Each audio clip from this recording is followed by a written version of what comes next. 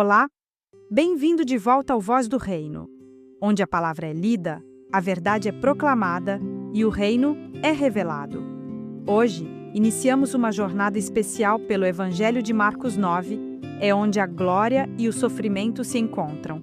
6 dias depois, Jesus leva Pedro, Tiago e João ao Monte Alto e é transfigurado diante deles. Suas vestes ficam resplandecentes, Moisés e Elias aparecem e a voz de Deus diz: "Este é o meu filho amado, a ele ouvi."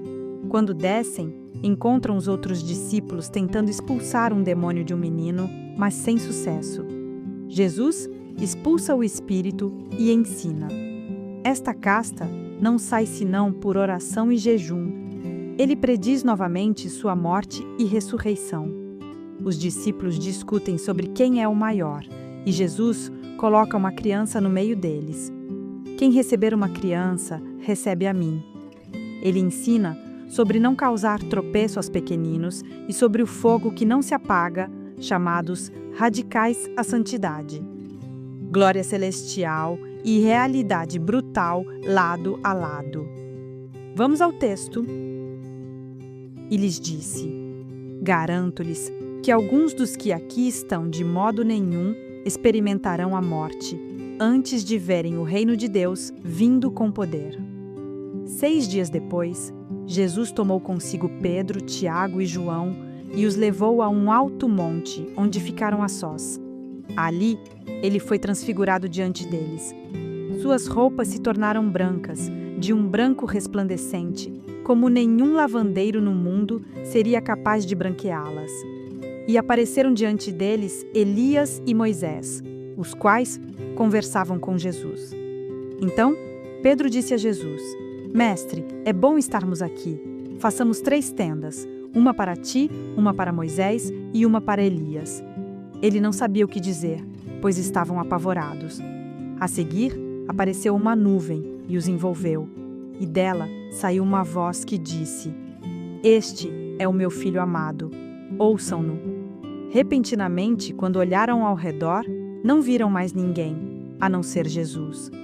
Enquanto desciam do monte, Jesus lhes ordenou que não contassem a ninguém o que tinham visto, até que o Filho do Homem tivesse ressuscitado dos mortos.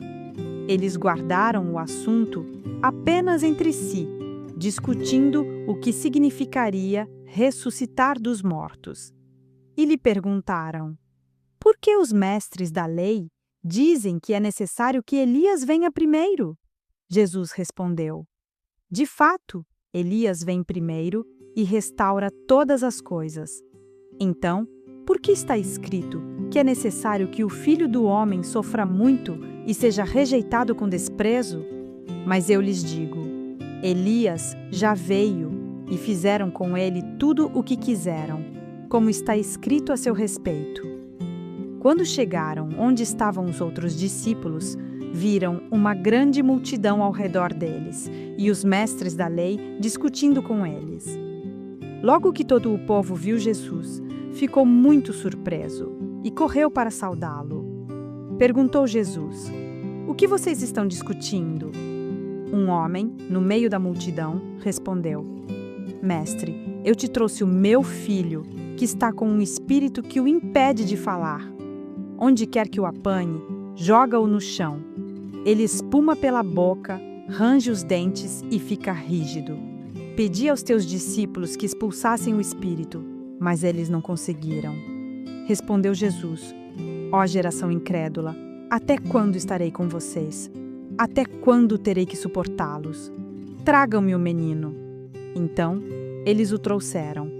Quando o espírito viu Jesus, imediatamente causou uma convulsão no menino. Este caiu no chão e começou a rolar, espumando pela boca. Jesus perguntou ao pai do menino: "Há quanto tempo ele está assim?" "Desde a infância", respondeu ele. "Muitas vezes o tem lançado no fogo e na água para matá-lo.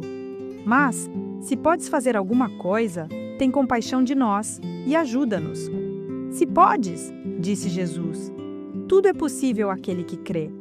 Imediatamente, o pai do menino exclamou: "Creio, ajuda-me a vencer a minha incredulidade.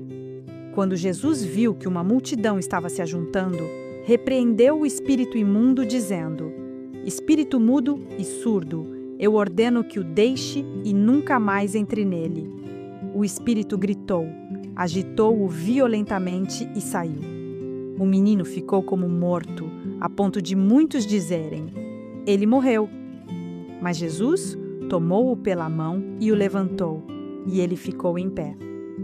Depois de Jesus ter entrado em casa, seus discípulos lhe perguntaram em particular: por que não conseguimos expulsá-lo? Ele respondeu: essa espécie só sai pela oração e pelo jejum. Eles saíram daquele lugar e atravessaram a Galiléia. Jesus não queria que ninguém soubesse onde eles estavam, porque estava ensinando seus discípulos, e lhes dizia: o Filho do Homem está para ser entregue nas mãos dos homens. Eles o matarão e 3 dias depois ele ressuscitará.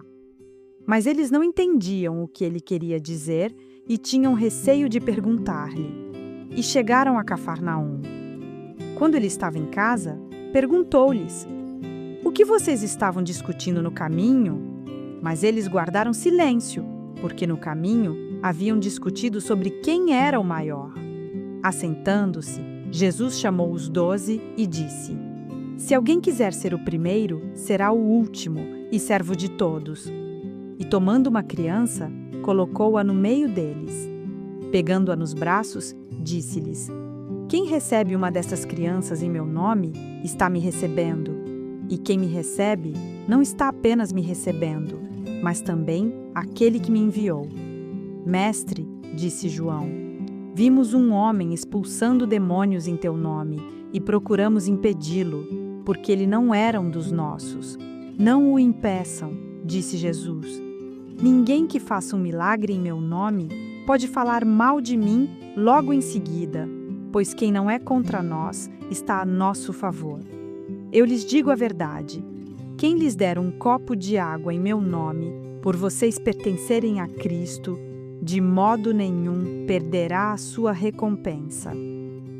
Se alguém fizer tropeçar um destes pequeninos que creem em mim, seria melhor que fosse lançado no mar com uma grande pedra amarrada no pescoço. Se a sua mão o fizer tropeçar, corte-a. É melhor entrar na vida mutilado do que, tendo as 2 mãos, ir para o inferno, onde o fogo nunca se apaga, onde o seu verme não morre e o fogo não se apaga. E se o seu pé o fizer tropeçar, corte-o. É melhor entrar na vida aleijado do que, tendo os 2 pés, ser lançado no inferno, onde o seu verme não morre e o fogo não se apaga. E se o seu olho o fizer tropeçar, arranque-o. É melhor entrar no reino de Deus com um só olho do que, tendo os 2 olhos, ser lançado no inferno, onde o seu verme não morre e o fogo não se apaga. Cada um será salgado com fogo. O sal é bom, mas se deixar de ser salgado, como restaurar o seu sabor? Tenham sal em vocês mesmos e vivam em paz uns com os outros. Ore comigo agora. Pai Celestial, obrigado por nos revelar teu Filho amado. Ajuda-nos a ouvi-lo acima de todas as vozes deste mundo. Aumenta nossa fé onde ela é fraca e ensina-nos a buscar-te em oração e jejum. Liberta-nos do orgulho que nos faz querer ser os maiores. Dá-nos um coração humilde como o de uma criança.